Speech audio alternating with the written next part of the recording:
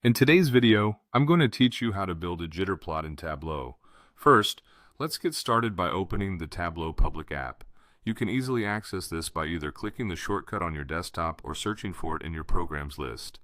Once you've got the app running, the next step is to jump right into one of your existing worksheets or create a new one to work with. This is where the magic of data visualization happens. Now that you're in your worksheet, your first task is to drag the category field to the column shelf. This action sets up the basic structure of your jitter plot by categorizing your data along the horizontal axis, giving us a clear division of the various categories you're analyzing.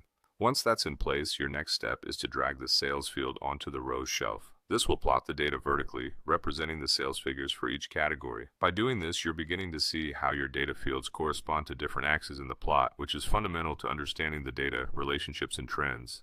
Now let's add some color to our plot. Bring the category field to the color pane. Doing this helps differentiate each category on your plot, making it visually appealing and easier to interpret at a glance. With color assigned, it not only looks good, but enhances readability and analytic value. Next, we're going to increase the detail level by dragging the subcategory field to the detail shelf. This opens up a more granular view within each category, allowing you to see variations even within the broader categories. Now let's change the mark type to circle. This is a crucial step in creating a jitter effect, as circular marks visually convey data points more effectively in a jitter plot. To add some randomness to those points, navigate to the top menu and click on Analysis, then choose Create Calculated Field.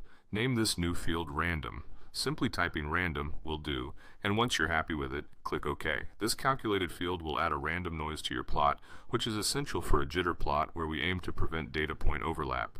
Take this random field and drag it to the column shelf. This helps to scatter the data points horizontally, achieving that desired random spread. Ensure that it's changed to dimensions to maintain the correct plot integrity. Almost there. It's time to tidy up the appearance of your jitter plot. Right-click on the sheet area and select Format.